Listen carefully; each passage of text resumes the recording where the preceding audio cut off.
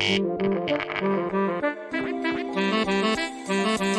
everyone, Scott Hansen here from NFL Red Zone.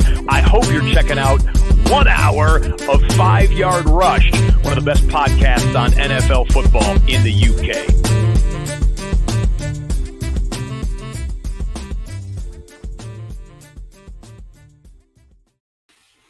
Hello, Rush Nation, and welcome back to this week's Flagship show. I, as ever now, am Dan. I'm going to guide you through it. You'll be pleased to see the Bucs gear is back on. Tom Brady is staying, and we no longer have to go back into the shadows, Murf. No, absolutely not. Although I'm curious by your Dan forever now. Like, were you someone else? were you going through like a Lewis Hamilton phase where you were like, you were actually going by like Dan hyphen Louise or something like that? But I just need back to Monday. I go by another name at weekends, so we'll leave that out. Fair enough. That's what caught me more than anything. That tells you how my brain works. But yeah, no, Brady's back. Listen, what a great world we live in. On the same day that, the same weekend that Brady's back, Carson Wentz gets traded to Washington. So, every team has got their franchise QB. And in fact, we're talking on the day that Mitchell Trubisky has got a job. I mean, listen. I know, right? Some people get Tom Brady. Some people get Mitchell Trubisky. It's why we love this sport, because some teams now... The Super Bowl actually went out after signing Mitchell Trubisky. And Carson Wentz. Bless him. Yeah, I think this is why. Jack's coming with spicy chat, nice and early. He goes by a different name in a WhatsApp group. I could tell you that. Evening, Jack. I love that. We'll keep that private, please. But no, busy day, and we're probably we've got an amazing guest, and we are going to try and keep to a format and script. But if there is some breaking news, because the legal tampering period is over. Oh, it started. So it's over. Amazingly, Alex Kappa signed for our guests Buccaneers within 60 seconds of the legal tampering period. So it tells you that D3 schools have amazing education because they're able to negotiate deals in less than 60 seconds. So fair play to them. But we have an awesome guest. I'm very excited for this one. Dan, do the introductions, my man. Well, we are joined by a brand new 5 Yard Rush Dynasty writer. Is that right, Hannah? Hannah Rowland. How are you? Oh, you're mute. Oh, we've lost your mic, Hannah. Oh, we've lost your mic. One of the two. Nothing. Your volume's gone on your. I think your pods have died. Nothing like live broadcast here. This is why we do it live. Live TV. That's right. We can, Hannah. Welcome. There you go. Back. Oh. Thanks Hannah, for having tell me. everyone about yourself. Who are you? I'm Hannah. I'm a Bengals fan. So pleased today because we've got 2 new O-linemen. They might not be the best, but they're better than what we've got. So I'm pleased with that. I'm a bit disappointed because Tom Brady came back to the Bucs and now we didn't get Jensen.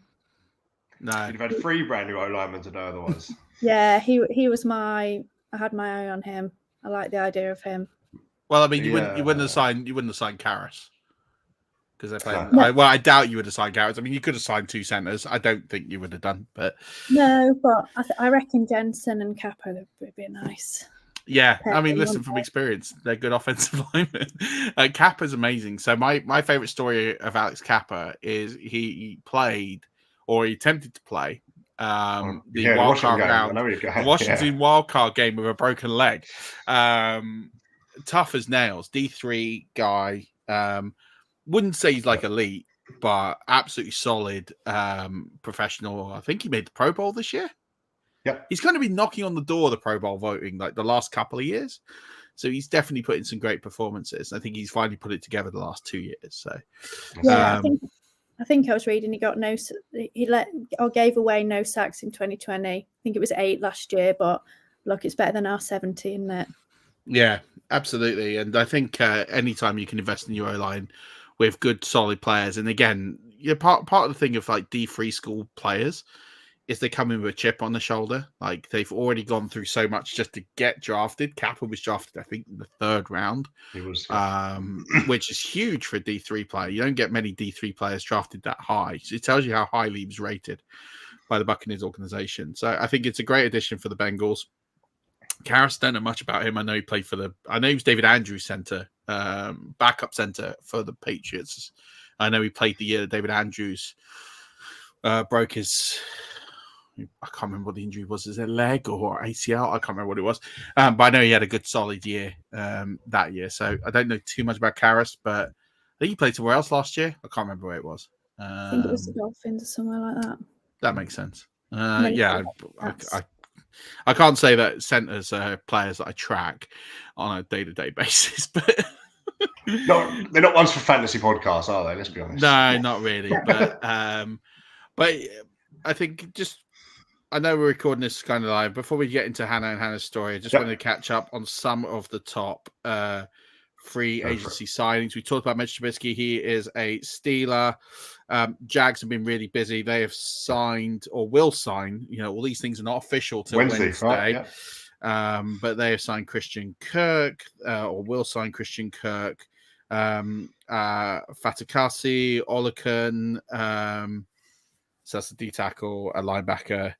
So they've been very, very busy. The Jaguars. Browns have released Jarvis Landry. That was expected. The Cardinals paid big money to James Conner, $9 million a year for 3 years. $7 million a year for 3 years, but big money up front. Seahawks paid big money to Quandre Diggs, which I think he was terrific last year. Makes sense. Dolphins signed Chase Edmonds. Bengals, we talked about 4-year, $40 million deal for Kappa. It's big money for a guard, but it'd be interesting to see what the breakdown is year to year. But, I think he's a terrific player.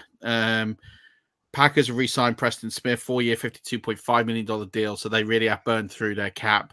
To make space for that, Darius Smith has been released. They are still taking a $10 million hit this year on him, but they are saving $15+ million. And Billy Turner, offensive lineman, has also been released. Now, all teams have to get under the cap by Wednesday. I still think that the Packers still have a bit of work to do. I think all teams are pretty close. The Saints are within about $5 million now. But there's a few things still going on. Emmanuel Bose re-signed for the Dolphins.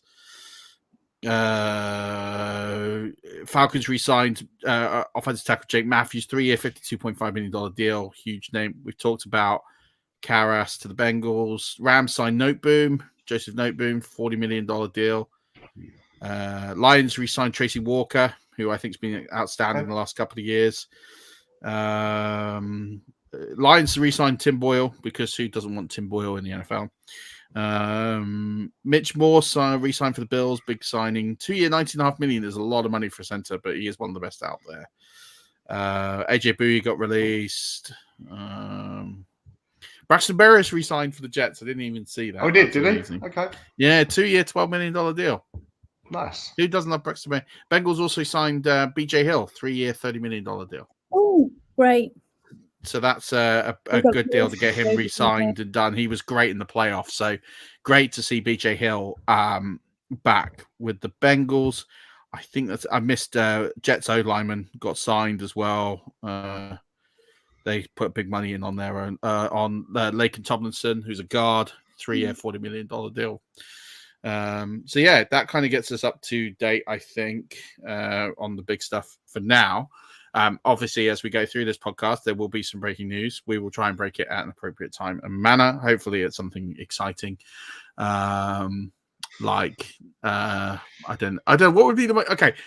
Open this up to everyone. What would be the most exciting signing that you could have, given what's already happened, and given the fact that something like Deshaun Watson is not going to happen during this podcast because he's going to visit teams tomorrow? What would be the most exciting thing that could happen in the next 55 minutes? Maybe a Juju pickup somewhere. Ooh. Okay. I don't know. I'd like Pines coming back. Yeah. I want him to the Bengals. Who? Well, Gronk to the Bengals. Yeah. No, I don't think that's going to happen. No. You can have OJ Howard office. I would like to see. I'm trying to think what would happen. I'd like to see. I don't know, something like Zach Ertz, see where he ends up. I think he signed with the Cards. Oh, he has signed with the Cards. Yeah, that's right. So now that one's done. Not a lot else, is there? No, I mean, most of the quarterbacks. I mean, Allen Robinson would be exciting to see where he drops. Fournette, I guess, would be the one. I'd like to see what happens in the next hour with Fournette. He's coming back. I think so, because he released his statement and then he's deleted it. Yep. Yep. So to basically say goodbye to everyone and then delete that makes me think he could go somewhere. So we'll find out some stuff as we go through, and I'll keep it up to date as we go through. But we brought Hannah on not just because she's just joined 5 Yard and joined the ranks of the Dynasty guys, but because I think this is going to be a really interesting episode for people just getting into fantasy football, and people who are at this time of year, they've probably seen all their mates play last year, or they play very casually and thinking, actually, I really like to win my league. Harry, I'm getting trolled here by Harry, who's turned around and said to me that has my opinion on noodle legs changed. Purely simple, because he turned up in a different team, and one, he won a Lombardi, and two, he doesn't have noodle legs anymore. He seems to have put some muscle on. He just finally sorted it out. So, yeah, my opinion has changed on Leonard Fournette. It's amazing what will happen if someone wins you a Super Bowl. Harry, when that happens for the Browns in 2052, then let me know, and you'll probably have your opinions changed on someone as well. Slightly. That's how you keep audience, right? Control them. So Hannah's story is amazing. And I want to share this because I think there's going to be a lot of really good learnings for fantasy players out here, new and experienced. Got my notebook ready. Yeah. So I guess the first question is sort of, how did you get in the fantasy football? Like, because it really has only been the last 12 months. So how did you get into it? What sort of made you want to play? Yeah, so I started off like as a very casual NFL watcher. Like, my dad got me into it a little bit. I went to the Bengals games when they came to London, got myself into it a bit more. Lockdown came, I live on my own. Kind of was like, what am I going to do with myself? Got a bit more into the NFL, and I was like, oh, really? I'm enjoying following what's going on and everything like that. And then I saw a post on the NFL UK Facebook group, and it was from yourself, Murf, that said, I'm putting together a rookie fantasy football league. Anybody interested? Just post in the comments. So I just said, yes, I'm interested in giving it a go. Joined the league, and the rest is history, really. So it was actually all thanks to you, Murf, that got me into this in the first place. Yeah, you say thanks now. I'll give it a couple of years. You could be cursing my name. I think we are cursing your name, but yeah. So Hannah, at that stage, can I ask, did you have an idea of what fantasy football meant? What it consisted of and involved, or you just liked the idea that there was some kind of game behind what you was watching? Yeah, exactly that. I had like a very basic knowledge and understanding of the game and the players, and I wanted to learn more, and I thought, actually, this is a really good opportunity to learn more about different teams, the players on them, how they work. So when I joined the league, I had no idea. I didn't know what flex meant. I actually didn't know that it was a weekly contest and that every week you played a different team and it was a win-loss record. I thought it was total points at the end to start with. So I was like totally naive, had no idea about it at all.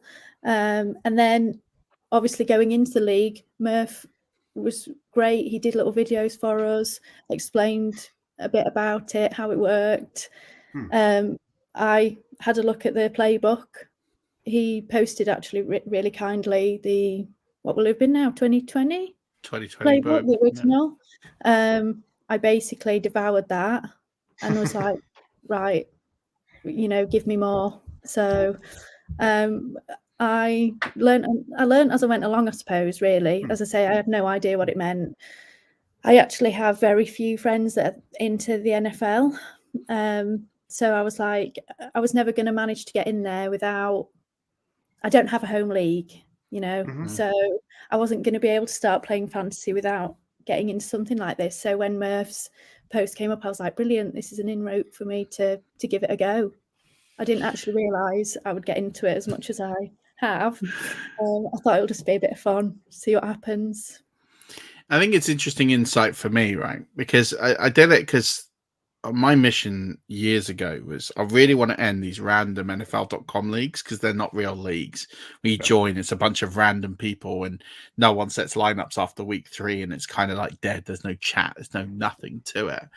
And I thought the people would join a league if everyone was kind of a similar skill. Like you have people maybe who've played 1 year but not really taking it that seriously, with people who have never played before. And like I thought it'd be really interesting dynamic just to see how people kind of respond to that. And I think for the most part it was positive. I think what was interesting was the questions that came through, because they're questions that I would never have even thought to have answered in a league, which was more around, like you said, like when people were baffled by the idea that you play different people every week. And like I completely forget that people don't even know what fantasy football is. So the fact of like having to explain like weekly fixtures and like the playoffs, I knew I'd have to explain, like I got that, but I was like, yeah, it's not total points, as you set a team every week. And I thought the draft aspect, that will take ages, the waivers, all of that. Got very few questions on that because I think people kind of got it quite quickly. But the actual concept of, oh wait, so I set a team every single week and I've got to play different people, and how does that work? And I was like, yeah, God, yeah, people are like, that was the insight for me, was the mechanics of it and people's fear of it. People genuinely fear fantasy football, like getting into it. Like the amount of people in that group, and not just in your league because I set 3 of these up, but people were saying, when I spoke to people when they wanted to join, it's like, I just don't want to be made to feel silly joining a league and like asking questions and not knowing like how the rules work. And I don't feel like I can ask questions in a league I'm in that says, how do I set a lineup or like things like that. That's exactly it. You know, it is, you know, having literally never experienced it before, it's really intimidating to go into a league where there's people that have played it for years. They know exactly what they're doing. They know how the league is working. Like waivers, free agency, all that really blew my mind to start with. And so it was just so nice to have these leagues where there's a bunch of people that have very little experience. I think most of the people in my league were, you know, casual NFL fans, but never experienced fantasy before. So we're all kind of learning together, and it was a great learning curve, especially before the draft. Like a lot of my learning came from when I joined the league, you know, speaking to you, getting all the stuff like pre-draft really. So learning what it all means, how the draft works, how, you know, you pick up on waivers and all that kind of stuff was all learned like with those guys, with you, you know, that way. And then once I'd kind of got the hang of that, a lot of my initial learning then changed to how do you draft, you know, and moving on to those kind of, you know, doing your different strategies and stuff. But all my initial learning was in that league with you and asking you loads of questions through that way. So it was a really nice way to get into it. And, you know, I would always recommend, if these leagues ever get set up for beginners or like, you know, 1 to 2 years, it's worth getting in them because people are just so open and happy to chat through things and discuss things. It really just helps set you off on the right foot, you know. I'm sure in a league like that as well, others are asking questions that maybe you haven't even thought of. So to get them answers and go, I didn't even consider that. That's a great point. So, but I guess it means being in that group of peers in a very similar position actually takes a lot of the pressure off, and it means that you can ask a question without the intimidation and things like that. So it really does bring people out. So I'm actually going to presume a little bit here. You probably had quite an active chat in there and probably all got on quite well throughout the year. Yeah, we did. It was great, and we've actually just set up our own little dynasty league that we're going to start this year. So I think you set up 3 leagues, didn't you, Murf? And I think our league is maybe the only one that's still going. No, so what happened was the 3 leagues got set up. 2 of the leagues were very active, yours and it was a good social experiment, if nothing else, right? Yours and another league were really active, or at least had a very core group of very active players. Maybe there was like 1 or 2 that kind of like dropped out here and there. And then there was a 3rd league that was much quieter than the others. And I think it was made up of certain players who didn't really want to take on a lot of advice and kind of just try and work it out, mixed with people who perhaps have played before. And I think there was a group of people in there, maybe 3 or 4 players, who, because the chat wasn't that active, there weren't that many questions. And I was trying to like preempt stuff like, do you guys want any info on this? It was kind of like very little back and forth. And I was like, okay. So what happened was the 3 leagues have become 2. So yeah, it's become 2. So what's happened is that I basically took, so I think your league, 10 people remained of the 12. I think that's right. So 2 people came over, and then the other leagues basically combined because they were people who were happy to play. I was like, well, if I merge these 2 leagues together, will it work? And they did, because I think it was 10, 8, and then I think the other one was like 6. I think 2 and 4 kind of worked, like something like that. I can't remember the exact numbers, but that's kind of what happened. And I think it was interesting for me because your group chat was very friendly, and it was very much like, we're all in this together. Everyone kind of wants to learn and ask questions. And there was rivalries that developed, but it wasn't like silly, like ridiculous, like hatred banter. It was all like everyone was kind of in this together kind of thing. The second group was a little bit of rivalry, some needling, but on the whole was still really good natured. The third one just, again, had very, very little. And it was interesting to see how people's behaviors changed towards fantasy football based on group chats. And again, it fundamentally went back to, if you're in a league where people are chatting and it's active and people are involved, the league is better. It's just better. Full stop. Which is why home leagues are so great. It's why so many people have them. But not everyone, as you say, can have a home league because they don't have enough people who are into the NFL. So if we can create that environment and replicate and have more and more, like you said, you built a dynasty league out of it, it has become in its own right. That is your home league. Yeah. That's exactly it is now. Yeah. I classify that as my home league, and we actually agreed last year that the winner owes everyone at the London Games a beer. Yeah. So that's what they get for winning. What a prize. High stakes home leagues. Yeah. But I think it's awesome. That's what it's about. Yeah. And I think that's it. I think it's just about having that community, isn't it? I was like, right, I really want to do really well in this league. Because I was like, I want to just, it's my home league. I want to nail it. And I had Derrick Henry and Robert Woods, and the first few weeks, Cortland Sutton. I was like, right. I was like second place. I was like, this is going great. And then one by one, they either basically got injured or fell into irrelevance, and I didn't even make the playoffs. Murf didn't explain that, did he? After all the talk of who you're going to draft, they're just going to get injured halfway through the year, and you're going to have to be picking up. Nobody's off the waiver wire. Dara Gumbawali played in a playoff game for me. No, didn't tell you that, did he? He guaranteed me a win when I joined, so I'm very disappointed. Yeah, fine. So Hannah, I need to know, you joined that league. How did it pan out? How did it work out for you? How did it work? So that league not so well. League not so well. As I say, I ended up missing out on the playoffs. So I was very disappointed there. But it started something. I don't know. I read the playbook 2020. I bought 2021, and I devoured it. And I just loved the strategy of the game. It just kind of got me hooked, and I loved reading about where you should draft players and why it makes sense to draft them in these positions, and why, if you're not getting like one of these top quarterbacks, you should maybe wait, or similar with tight ends, why you should take them either high or low. And it's the strategy, like the statistics, all things like that. It's just something that really intrigued me. So I was like, right, I know I want to play more of this. At first, I was like, okay, I'm just going to play one league this year, like get the hang of it, see what to do. We all say that every year. Yeah, how you get through waivers, how it works. Really just focus on one to try and be a winner. And then Murf sent me an invitation to the FFCC, and I was like, oh, maybe if Murf sent me an invitation to this, maybe it means that I could be okay and enter some other leagues.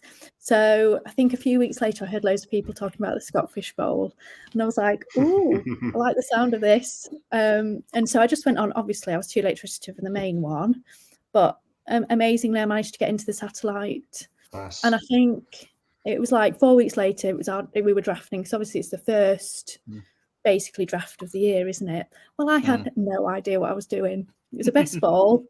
You found MFL as well then? Oh, well, that was bad enough. And then I was like, it was like, I think it's 20 odd rounds, isn't it? 22. And I was like, I don't even know who half of these names are at the bottom. I was like, we get to round 18. I'm like, I don't even know who you are. Never mind whether you're going to help me or not. Obviously, I came last, but it was amazing. I met so many really lovely people in it. It was great. And it just went on from there. I joined, way too many general redrafts. And I actually loved the, those charity tournaments. They've been my favourite. It makes me feel good that I give money to charity, and it gives me the opportunity to play more fantasy. And I met so many amazing people through those charities, in those tournaments. And it's amazing when you see at the end, we gave this much money to the cause that we really feel passionate about. So it all kind of just stemmed the passion and kept me wanting to play more and more. And unfortunately, I probably did overstretch myself. I ended up in about 30 leagues, I think, in the end, over best ball and redraft, and 1 or 2 dinners. That's just Murf sending you invites week after week. I can see it. Listen, I mean, best ball's fine. Like, I write in the playbook that, like, best ball's best ball. You draft and you're done. Like, I see best ball as preseason, right? So I just do a ton of best balls. Because you don't have to do anything. You draft a team, it's done. Like, you do the draft, you meet people. It's just batting practice, right? So I'll do 50 to 80 drafts between sort of about now. I was a bit earlier last year. I've not had that motivation I perhaps normally have. To June, to just do best balls, because you start to understand just how to draft, where players are going. It becomes a bit of like muscle memory. The downside is you don't enjoy drafts in draft season as much. So like I get to draft season, I get to August, and I'm kind of like done drafting. I'm like, I've been doing this for 5 months now. I'm quite tired. I kind of just like, just because you're like in complete muscle memory auto pick mode, and you're just like, oh, okay, so I'm at the 408 and Robert Woods is on the board, so I'm just going to take Robert Woods because that's what I do at the 408, push, done, and move on. And it's like, you definitely sucks the joy out of it, so I don't recommend it. But obviously for rankings purposes and all the stuff I joined, Jack here is pushing DFS, which I definitely will get Jack. That's what I did a lot of last year. I went away from best balls and went to DFS best balls pre-season, basically, did a lot of those. So, and it's definitely another way to do it, because obviously you're entering contests, there's money involved. I mean, they're very short, they're like dollar entries, and they're not exactly going to break your balance, but you get more somehow by doing up in a hurry. Pardon? They add up in a hurry. Yeah, well, but the thing is, you've got skin in the game, so you actually get better quality players. So it does your preseason now it's a bit more. So sorry, go on. No, go ahead. No, go on. I was a bit slow on the DFS train, but got into it like later on in the season, and I really liked it. Actually, quite like it in season, because it is very different. You're looking. Obviously, you've got unlimited player pool with your money, but a lot of it's about matchups. Who's going to potentially get the touchdowns, have the most catches, etc., etc. But I really like the best balls, especially in my first year, especially early in the season, just to try out the different strategies that people talk about. Like taking the tight end early, taking numerous running backs and then wide receivers. How do you like the build of your team? Do you think it looks good? How would you do it different? And also like learning how to react to what other people do. Like last year, I found for me as a beginner, I listened to a lot of what people said, which I still do try and listen to people's opinions, of course. But because I was such a beginner, I didn't know a lot. I'd be like, okay, Murf said that Robert Woods might be good this year. So I took Robert Woods everywhere. And then he got these things happen, but he got Cooper Kupp came out and dominated, and then he got the injury. So and he often was my wide receiver 1 that I took, because I would take a couple of running backs because I was like, right, I want to get those running backs. And then he would be my wide receiver 1. So I just found that I had way too much of him. And then that affected a lot of my teams and my leagues. So I think this year I want to kind of open up. It's different because obviously and a lot of what we do is we do a lot of different leagues. So you do have the opportunity to take players, different, diversify that pool. From different, with the different leagues, which is a bit more difficult if you've only got 1 or 2. But I would not just take one player on it. It wasn't every team, but if he was there in a set round, like you said, I'd take him. And then I ended up with so much of him that it really did affect a lot of my team. So this year I would definitely plan to widen my horizon. So I had no Jonathan Taylor last year, which I immediately regretted. Well, after about week 6 or whatever, I regretted that. Pre-season I was like, nah, Murf's not that into him. I can kind of see why it wasn't all for Murf. It wasn't Hang on. Murf. But when I first started, we just removed Murf from the podcast now. We don't need him. I've spent a year defending this Jonathan Taylor take. I said I just didn't like him where he was. All right, and I got it wrong. But I said he's a wide receiver 1 in the second round, like basically a running back 1. So I take him if he's available in the second round. I'm drafting him. He's not a top 10 pick for me. And people were drafting him at 6, and it worked. And like fair play, like it worked. Everyone else went down. It was, if you want to play survivor and it's the guy at the end, then lift the torch. It's all good.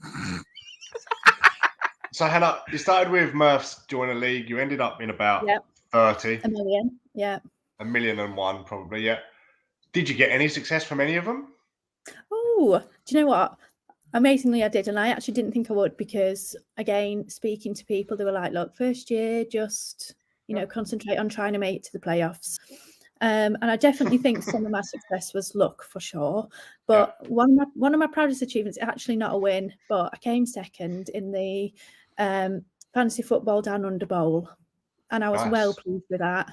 Like, I'm not entirely sure how. Oh yes, Benny Snell. I remember that one. 3 episodes talking about Benny Snell at the end of last season. So I'd wised up by then. You win some, you lose some. Hey, listen. All I'm going to say is that Najee Harris completely declined at the end of the season. I was half right. I get half a point for that. Hannah's telling us about her fantasy success. Yeah, come on, exactly. No, it's all right. But yeah, that was one of my proudest actually. Coming second at the Fantasy Football Down Under Bowl. But I was a winner in one of the 5-yard listener leagues, which I was really pleased about. So have you got a T-shirt yet? I do. I was going to wear it, but I thought that might be bragging. So I've been playing 5 years and I haven't got a T-shirt yet. Haven't you? You see, I actually genuinely didn't really think that my year was that, exciting. If I'm honest, I didn't think I'd done anything, anything different to anyone else. If I'm honest, but yeah, I was really pleased with my results. Now next year, probably I'm not going to win anything, but I was just I've got the T-shirt, so you'll have to join the crew at some point then, Dan. But you did win your BFFL conference, didn't you? So you beat me. My BFFL, I actually have the best record of all teams, so we won't worry about that. That's fine. Yeah, so there you are. So you win some, you lose some, isn't it? But I did win one of the redraft, nice. And one of my best bowls, which was actually interestingly where I took the tight end in the first round. Okay. I was like, I'll give this again, make a change. Yeah. So for somebody listening now that's in the position you was in 12 months ago, right? They're an NFL casual. They've heard of fantasy. They kind of read a bit about it, but not really sure. What would you advise them for getting into it? And what would you advise them as the key to your success, really? Where should they focus their time and effort? So for me, I think a lot of it is about keeping up with what is going on in the league because things change really quickly week to week. So what you draft is very rarely what you end up with at the end of the year, which I was very surprised. I don't know why, but I was very surprised. When you finish your draft, you think, oh, right, I've got this team and it's amazing. And then actually by the end of it, half of them are injured. Half of them, the quarterback's, rubbish. And not rubbish, but they're not getting the touches that you thought they'd get, and you end up with totally different randomers that you never ever thought you'd have by the end of it. So I think a lot of it is keeping up with what's going on. So for me, I listen to quite a few different podcasts. So especially in the season, you need to know who you want to pick up on the waiver wire. And some, you'll get an idea. Someone's gone down injured. You kind of got an idea who's going to be next up. For me, I didn't actually know, or what I've struggled with is in those leagues that had the fab, how much should I put on it? How much is too much? How much is not enough that I'm probably not going to get that player? I really struggled with that. And so I found that the podcast really, really, really helped me.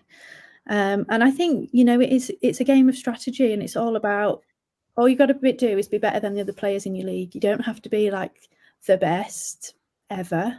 You just need to be ahead of the game and a bit better than everyone else. So I have to say, I really did love the playbook, because it had those strategies in it, and it just helped me understand it a bit more. But it's all about fun, isn't it? And I think, as a beginner, you've got to put into it as much as you want to put into it. So if you just want to go draft a team and then, not think much else about it, then play a best ball, and go from there. But if you want to get, a bit more serious about it and potentially try and win, then I would say, the strategy is important. So things like the playbook helped me. I read a few other things that, like the consistency guide and Joe Pisapia's one, I found really useful, just for different ways to draft and what players might be useful to draft. And then I just listened and read a lot. It's all just about increasing your knowledge and being ahead of everyone else. I also like Twitter. Go on, sorry. I just like Twitter just for the beat writers. Because if you're looking at your phone at that time that they say someone's got injured in practice or whatever, you can get in there and get your, pick up that player before anyone else can. Yeah. So have you found that reading all those, them bits, you obviously took in their opinion of where a player should be, or an idea or a strategy. Have you kind of molded them and found Hannah's strategy and Hannah's values now in your head?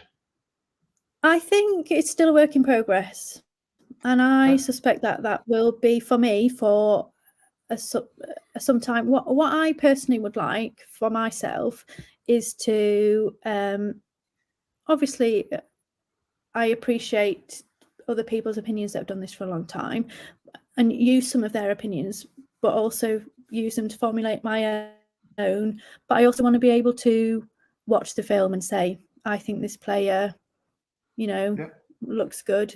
I can identify if this player might break out, or whatever that might be. And I'd also like to look at the stats myself. So I kind of want to make my own little, how do I make my tiers? How do I rank my players?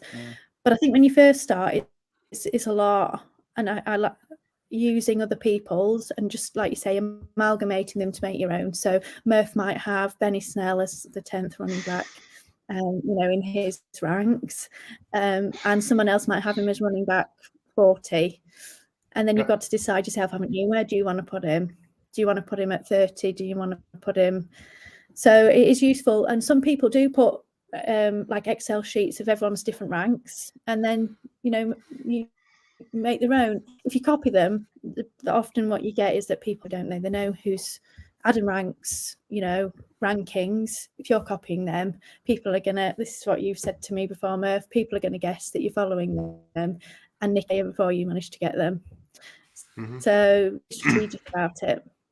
So yes, I kind of last year I did I didn't sit down and write down my rankings. I kind of just did it as I went along. Sometimes I would sit there for ages in a draft trying to pick a player, and should I pick between Tim Patrick and someone else who's similarly not going to be my wide receiver one, I'd be there for ages. Whereas I think now, like this year, I prefer to write my own out, and have it there. And you can just be like, right, I've got this one here, click, move on. It saves a lot of time.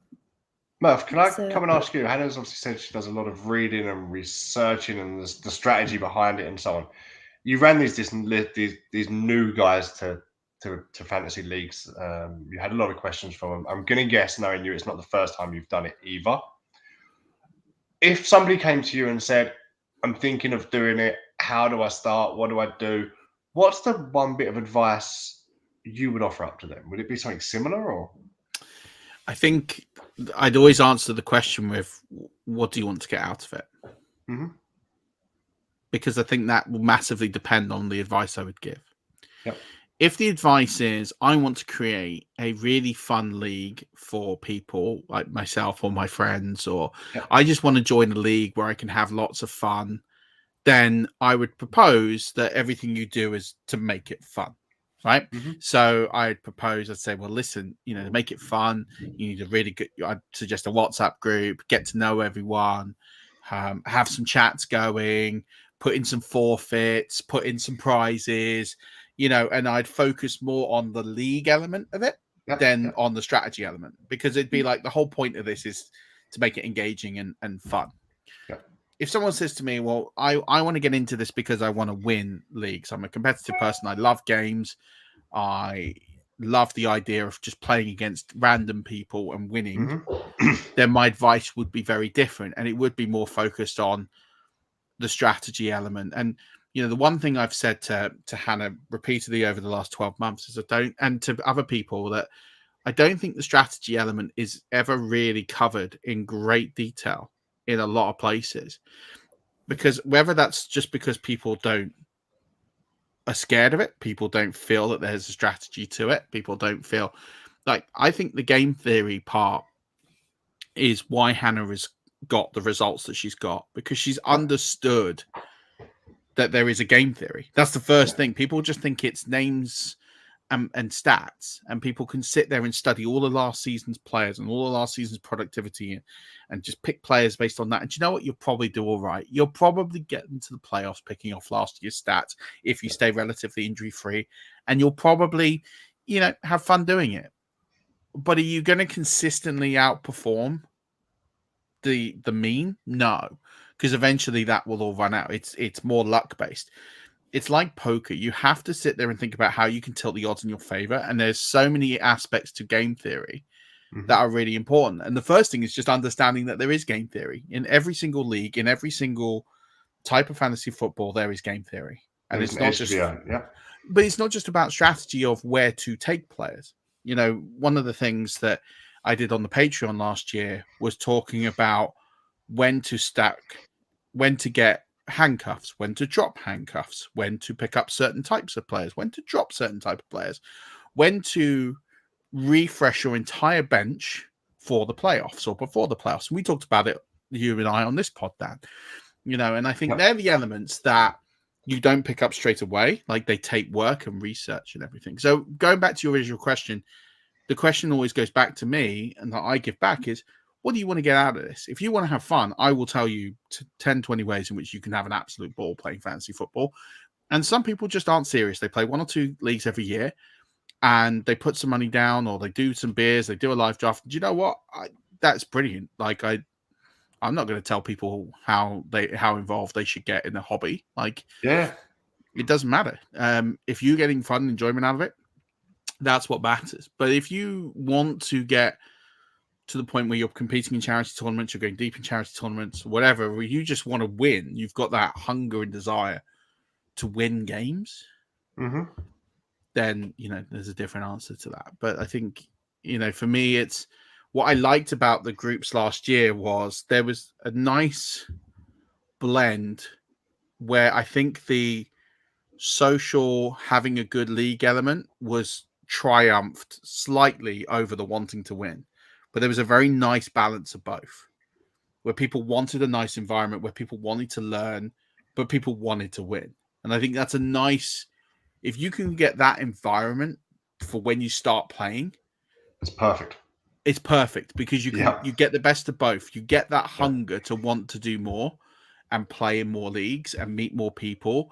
And you'll find that a lot of people do want that. They want to play in engaging, entertaining leagues and also want to win. And I think there's more people like that but it's about finding that balance so that neither is overly tilted over the other. So I think my advice would be, if you want to get into this, you can always hit me up. I'm going to do the rookie leagues again, but vice versa. Reach out to people like Hannah, because you're 12 months removed from the story. I'm 22 years into fantasy football. There are things that I just don't think about. Like, I did not even think about the fact that I had to explain it's a head-to-head league. Like, I just don't. It sounds stupid. You wouldn't, would you? No. I just wouldn't. I know there's things I'll need to explain in the game, but that was like one I just didn't even think that people would. And that was one I spent more time on, explaining how the actual winning of fantasy football works than actually explaining like. I can just see you now with that question coming again. Okay. Oh yeah. That's exactly what it was. By the way, we're starting here. I do have a bit of news here. First of all, Christian Kirk's contract. Wouldn't normally mention it, but this is silly money. Christian Kirk has signed a 4-year deal worth $72 million that would rise to $84 million. He's never had a 1,000-yard season, has he? No. So he got the Kenny Golladay deal. Congratulations. That is mega money. His agent needs to wow. I just saw that a few minutes ago. I was like, wow. That's madness. So yeah, I think why Hannah was successful was she understood early that the game theory was that's the part she enjoys, right? Yeah. So it goes hand in hand. It's if you enjoy strategy games and that mindset of being in a strategy, you're always going to do okay, even if you don't necessarily see immediate results.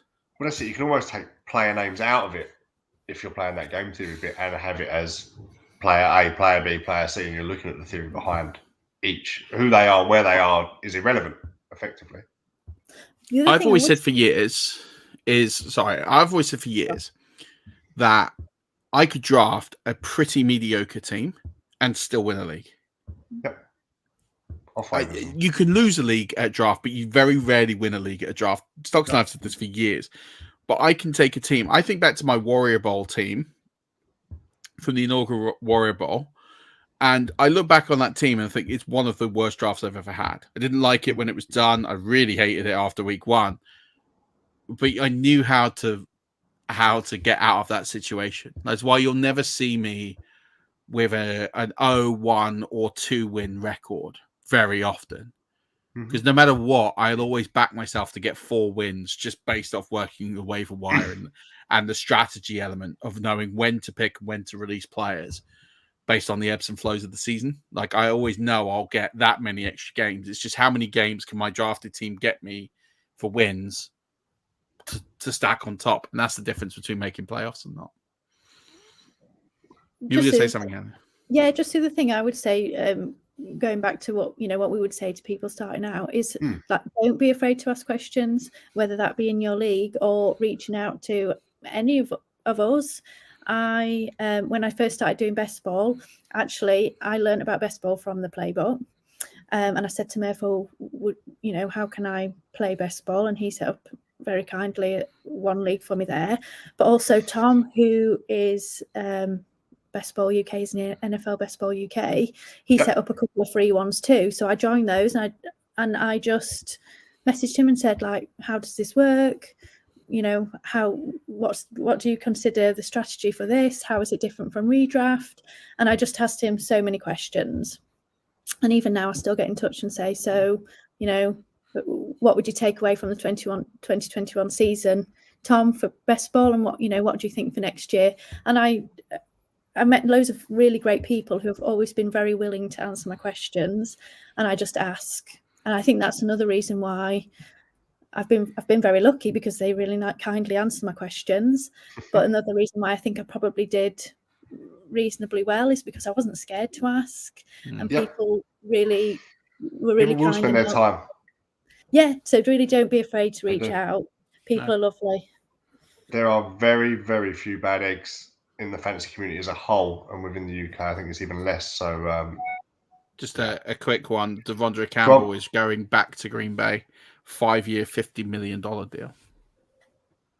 It's a good deal for good deal for Green Bay. That I think he was inspirational last year in that D.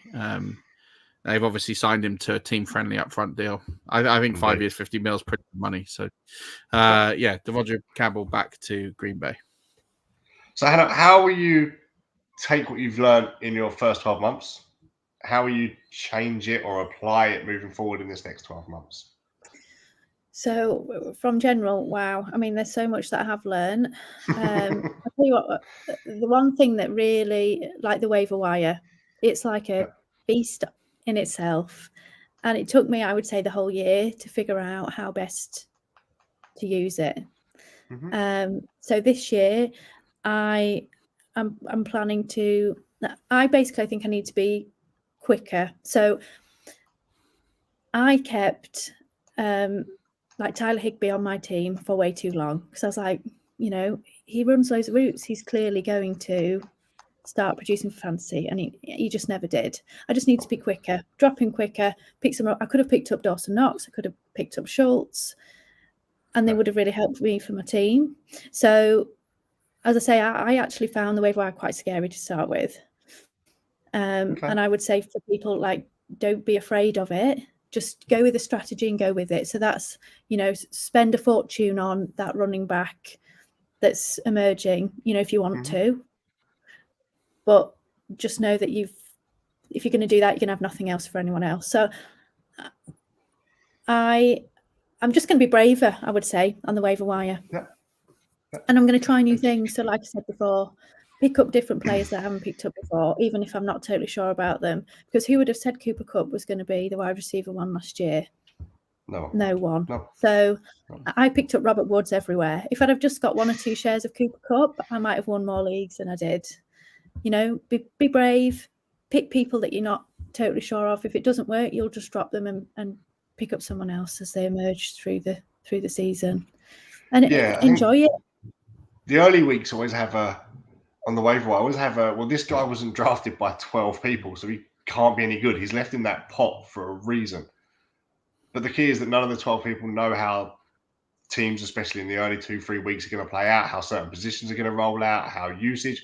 There's a head coach's change, there's coordinator changes, there's play caller changes. No one factors that into a draft. You can't until you actually translate it to a field. So because someone hasn't been drafted in 25 rounds by 12 people doesn't mean they're worthless at all. The other piece of information I would say is that at the start of the season, most drafts either occur before preseason or during preseason. Yep.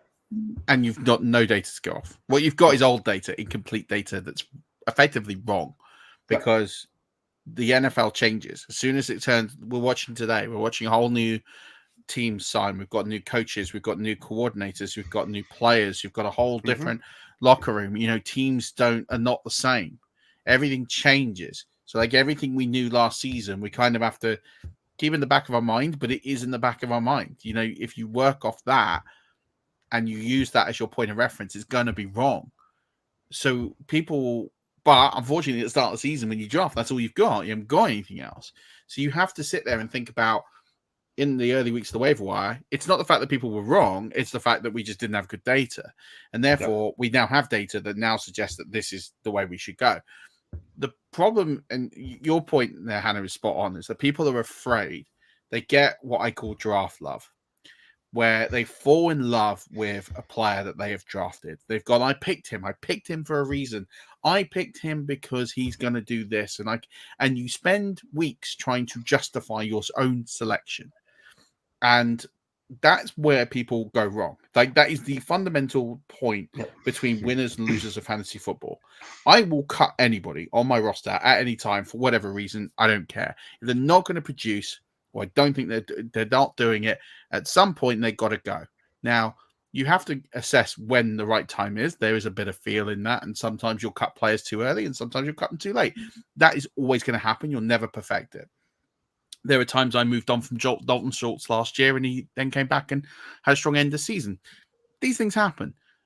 But at the same token, you're going to be more right than wrong. And as long as you're constantly refreshing your own player pool and you're refreshing your team, you're always going to give yourself the best opportunity to win, which is why, one of the strategy points I always say to people is make sure you've got bench spots where you just recycle players every week. Because one, you don't end up falling in love with them because they always go off your roster before you've had them on. But two, you're always they're easy people to cut. Is when it takes away that need to drop somebody because you drafted them. You think, well, okay, I'll just drop this person because they didn't do anything last week and I just picked them up. It just makes it so much easier to have these transition spots on your roster. And you don't think of them as players. You just think of them as spots where you pick people. And then the decision comes when you pick that person, they go hot for 3 weeks. And you think, I probably should keep him over. If I've not paid Tyler Higbee for 4 weeks because I've picked up Dawson Knox, I should probably cut Tyler Higbee. And then that's where it comes in. But again, that comes to the strategy and the gameplay and just being a little bit ruthless in the sense of you want to win, you've got to make tough calls. Same way in the NFL. You can't get to keep everybody. That's not how the game works. You have to make those tough decisions. The Packers would not have wanted to cut Zadarius Smith today. But they've had to because they've paid Aaron Rodgers and they paid Preston Smith and they paid Devontae Campbell. So someone has to go. That's the way it goes. And that's why I love the game so much because it mimics so many of those real life elements in a much smaller microcosm kind of way. I think bench management is probably, what I kind of felt last year is probably the most important thing about winning. Because, if your star running back goes down, it's handy. Or if a star running back goes down, if their backup is already on your bench, you haven't had to pay anything to get them onto your team. And it's difficult sometimes. You don't always know when someone's going to break out, like some of the right wide receivers, whatever. But by just having those players that could potentially give you more at any point on your bench, there's a chance that one of those is going to hit at some point. And then, they're really going to help you out. And I think I didn't understand that probably for 3/4 of the year. And it was only the last kind of quarter that I was like, I've made such a mess for myself, for some of my teams. So for all the not all the success, for the few successes that I have, I certainly had many failures. And I don't think I had any that didn't win any games, but I had a couple that were like 1 or 2. And when I had a look at those, I was like, this bench is a state. I've got myself into this terrible position where all of these players, they're not going to give me anything. So if someone goes down, I have nothing sat there useful that I can put in the place. If I'd have been active and recycling my bench, like Murf said, from the get-go, then I may well have had some players useful that I could have plugged into there that would have won me more games. Okay. So I think sometimes people leave the bench just sitting there until something goes wrong, and then they go, "Oh, crap, I need to do something." And it fits in, and this is where the FPL element of fantasy football comes for UK players, because in the FPL, and people play FPL, because the bench is such a pointless aspect in FPL. Like, it doesn't matter because you get transfers anyway, and you can select whoever you want. The bench is effectively fodder. And people translate FPL into fantasy football in the same way. My bench doesn't matter. They're just people I have to have. And that is the biggest critical difference that you can have. And it's just with bench management, and this ties in with Fab. People's fear of Fab is irrational. It's hilarious. The amount of people that do not want to spend Fab dollars early in the season is, bear in mind, comical. I always have been someone who says I would spend the majority of my Fab quite early on in the season. And now, more than ever, am I convinced that if I dumped all my Fab by week 6, I don't care. Because I think I read something somewhere once of all the Fab in all the leagues, I think only about 15% of it ever actually gets spent. Yeah. And it's crazy because if you went and spent all your Fab on, the name has completely escaped me, the 49ers running back when Mostert went there. Yeah. If you spent all your Fab on Elijah Mitchell in week 2, week 3, You did okay. You were probably pretty happy at the end of the season that you'd blown all your fab on Elijah Mitchell. Whereas people would have kept their fab and then would have spent it on someone like Dario Gumbawale in week 17, who, listen, he had a decent performance. But and if you're in the championship and you won because of that, congratulations. On the flip side of that, you look at the yield of return. If I spend $100 on Elijah Mitchell and he gets me into the playoffs and wins the league, that's 15 plus weeks I've had that player. The tangible return on that is brilliant versus paying someone, money in the playoffs. In order to win the league and win the playoffs, you have to get into the playoffs, which is why I've got absolutely no qualms in spending my money prior to the playoffs to get into the playoffs. And then, yes, you might get a situation where Rashard Penny comes up late and you might miss out on him. And that would be a shame. But that doesn't happen as often as people think it does, whether I'd rather have the player that gets me there. And that's the bench management piece that I think is underutilized in podcasts. People will talk about you should pick up this player, but actually it's about why you pick them up. Yeah. What are you trying to achieve by picking them up? I think is just as important. Just a quick one. The Seahawks have signed Will Dissly to a 3-year, $24 million deal. To sit behind Noah Fant in a trade. Okay. Fine. Hannah, 2022 is coming up. What are your fantasy aspirations coming into this year? I just want to continue to get better, really.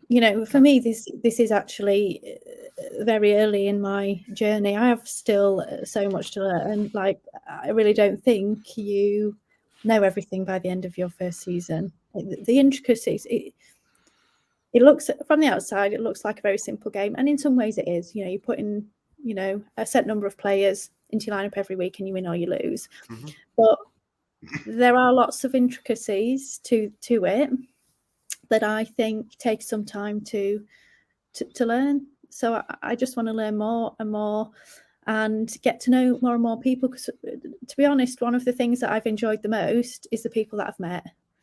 I've met so many amazing people. Okay, not necessarily in real life, but I don't actually have many friends that are NFL fans. So coming into fantasy, I've met so many people that enjoy the NFL, have some, get a chance to talk to them, talk fantasy, which I've never had a chance to do before. Mm-hmm. So I just want to, meet more people. I want to get better.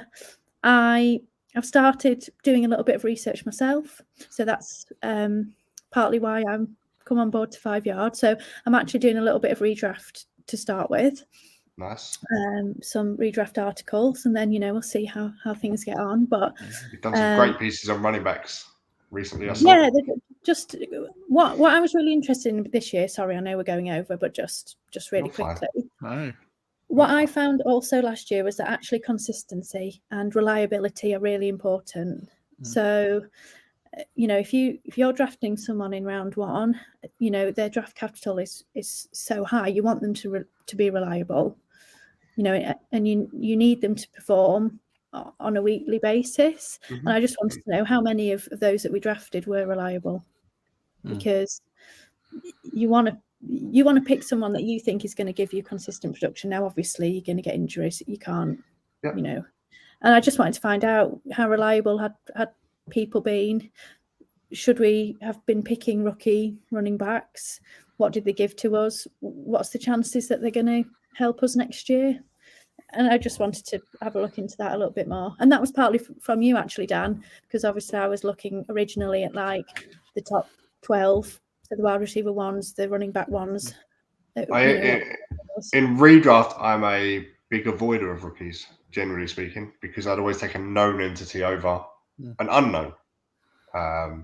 It works sometimes it don't. But that's how I value it. Is I'd sooner take the known than the unknown. But so I'd be intrigued to see how the different things pan out when you get to work on them and compare them to those experienced heads as well, and what pick values there are.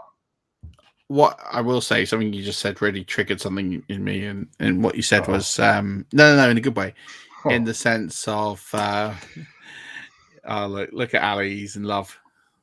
Hi, Ali. Which was around, you mentioned like you're in your first year transition, you're not going to expect to know everything in year one or year two. At 22 years in, you I don't know everything.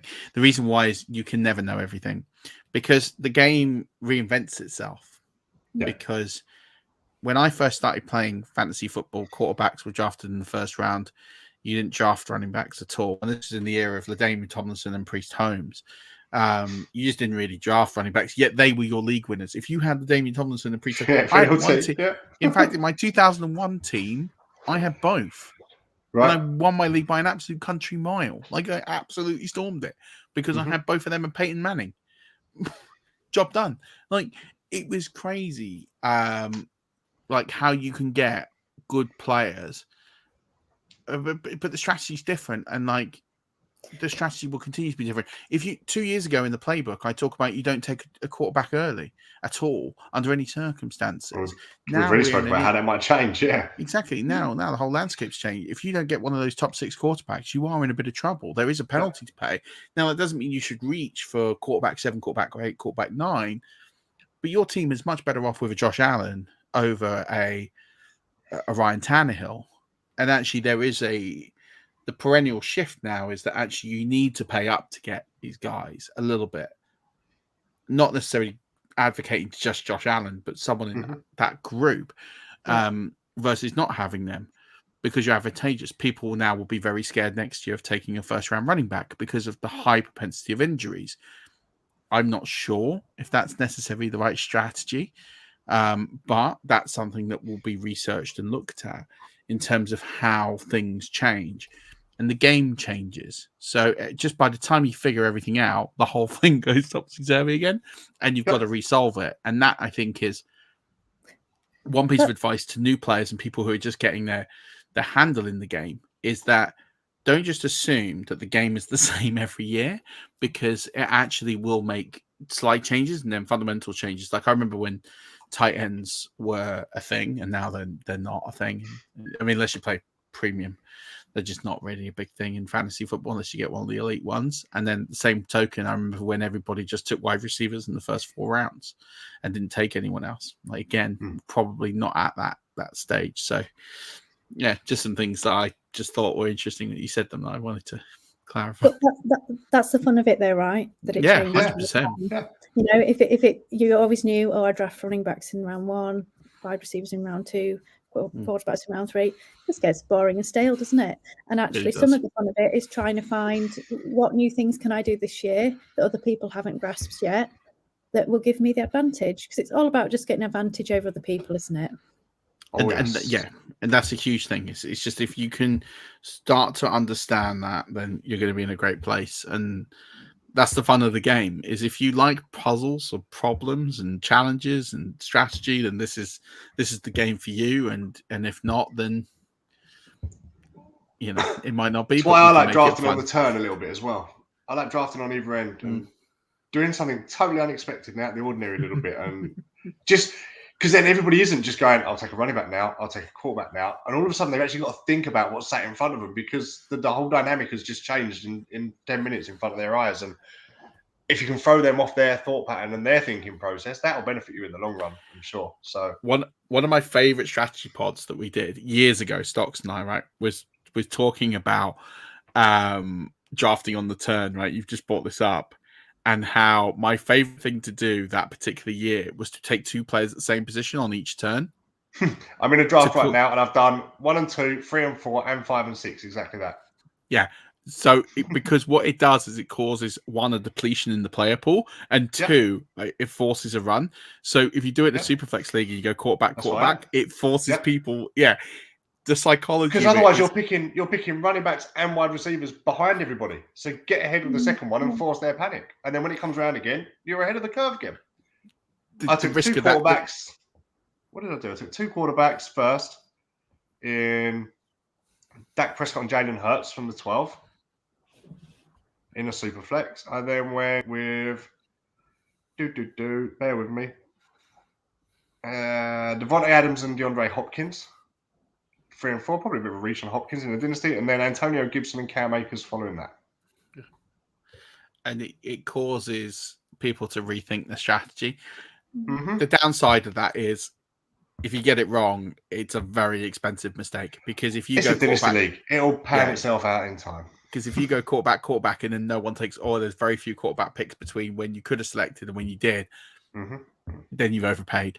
And that is where the nuances of that strategy kind of can fall apart. But it's a funny thing to do. I would recommend everybody to try it at least once because it's funny watching people's faces. I had one last year in a tight end premium where I did it, and I took Kittle and Kelsey, I think, on a turn, and that was it. Suddenly there was like the end of the second round, and people are drafting like all sorts of tight ends from nowhere. Yeah, basically because they're like, this is a tight end premium, and I haven't got one, and everyone else has. Great, I'll let all the wide receivers come back to me. Thank you very much. Yeah. When that happens, it's a good thing. The beauty, I think, of fantasy football, though, is that it can be exactly what you want it to be. Like, if you want it to be fun and, you don't want to think too much about it, you just pick your favourite players. Yeah. It can be that. If you want to get into the nitty-gritty, look at different draft strategies, how can you beat everyone else, then it can be that. And that's the beauty of it. It can be exactly what you want it to be. The thing I love as well is there's no right or wrong. Nobody's right or wrong until we get to January. No matter what you do, no matter who you draft, no matter how you draft, no matter who you pick up, there's no right or wrong until we get to January. And everyone can have their opinion on it, but there is no right or wrong until January. And that's the key. So, Mo Alley-Cox is going back to the Colts on a 3-year deal. So he's probably a starting tight end next year. Who will be throwing him the ball, though? That is the question. Jimmy G's the biggest rumor at the minute. But will it be Jimmy G? Will it be Jacoby Brissett? Will it be Andy Dalton? Will they draft a QB? Jameis Winston's still out there. He's not a Colts quarterback. I'm interested. How are the Saints? The Saints are saying that they're interested in Watson, right? How are they going to squeeze him in with their cap hell? How are they going to manage to do that?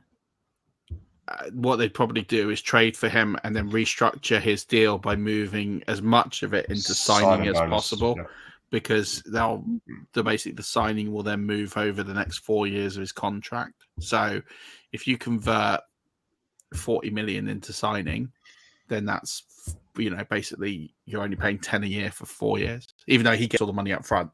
So the advantage of the player is, I get all this money now, so I get one big paycheck. Cheers. Yeah.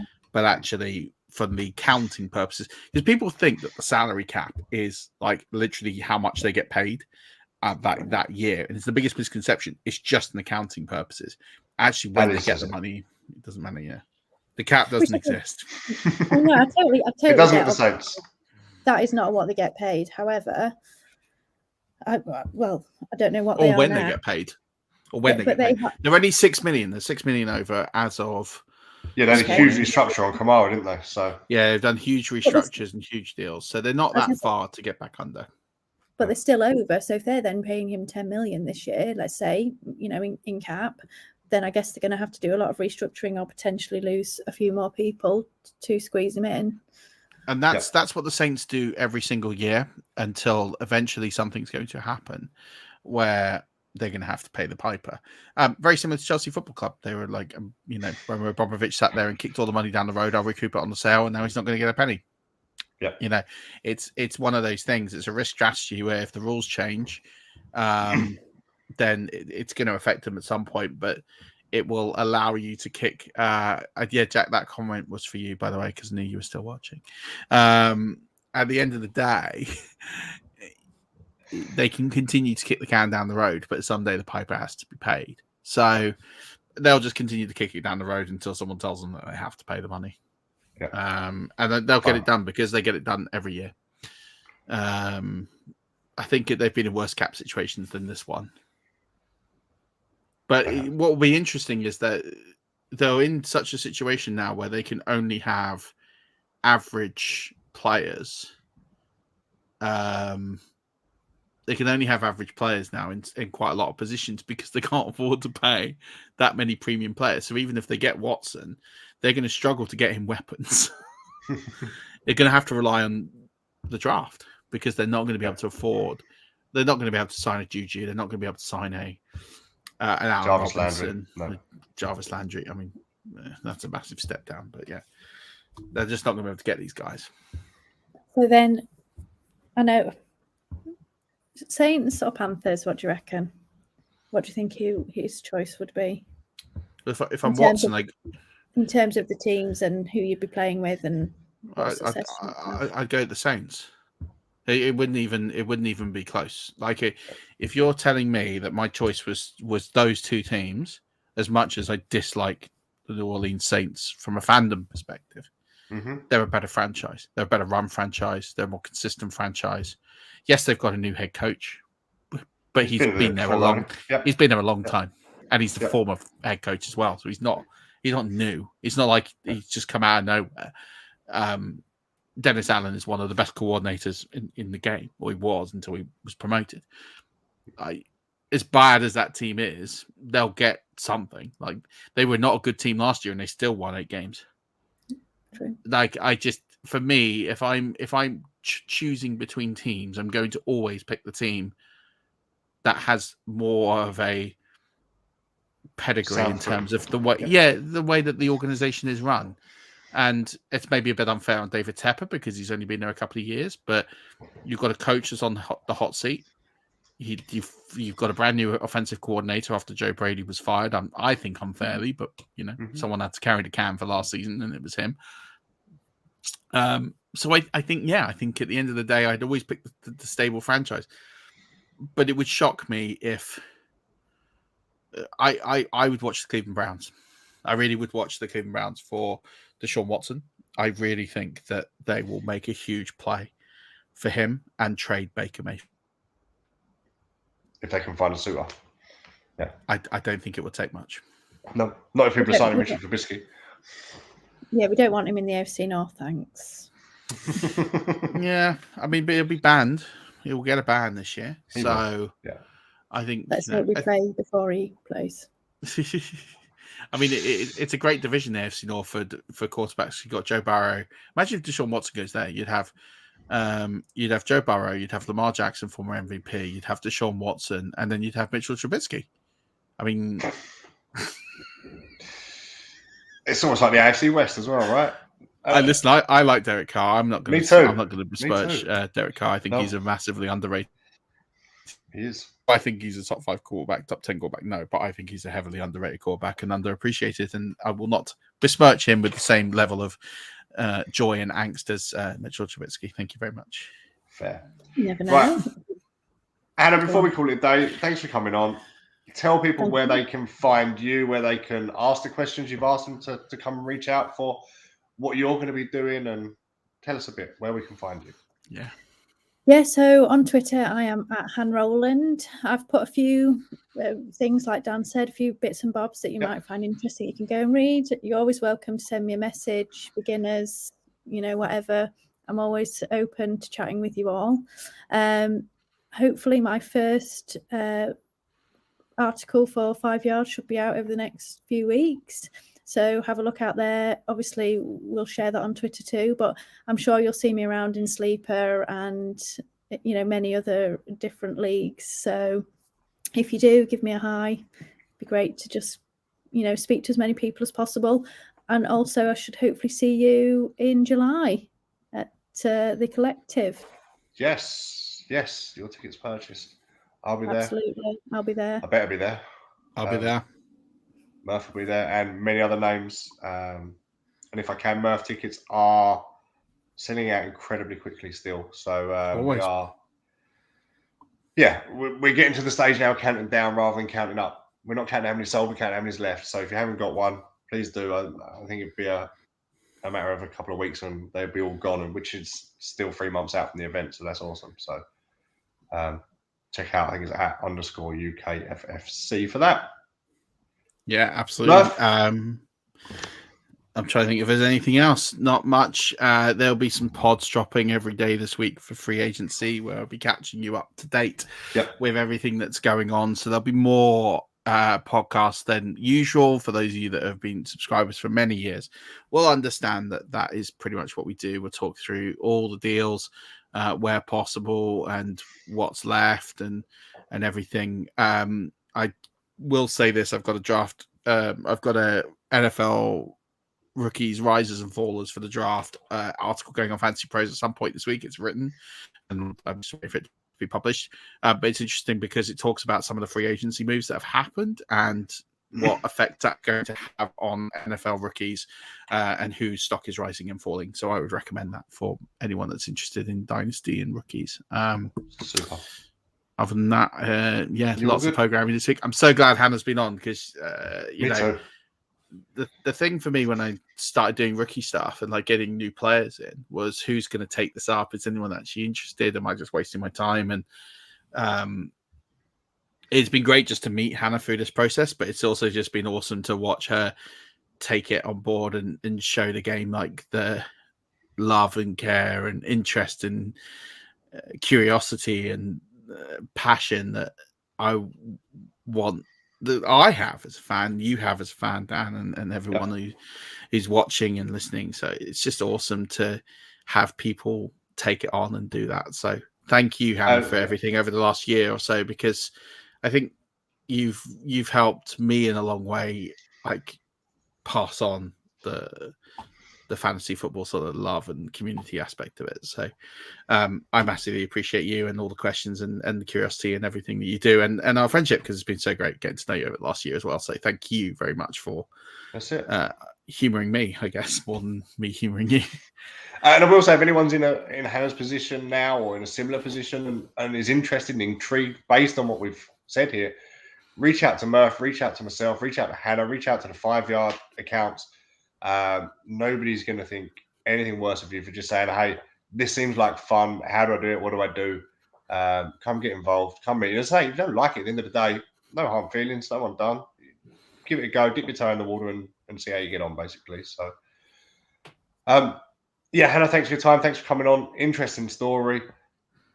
Can't wait to play in some leagues with you and see you beat me, same as everyone else beats me. But hey. No, thank you both so much for having me on and chatting to me today. And hopefully, even if one person who's thinking of starting or just starting, it takes something away, then great. And as I say, both of you, Murf, of course, you introduced me to it, so I'm forever grateful. But both of you guys have helped and supported me, throughout the year, along with a load of other people. So it's a great community, and if you want to join, please, do chat to everyone, get involved.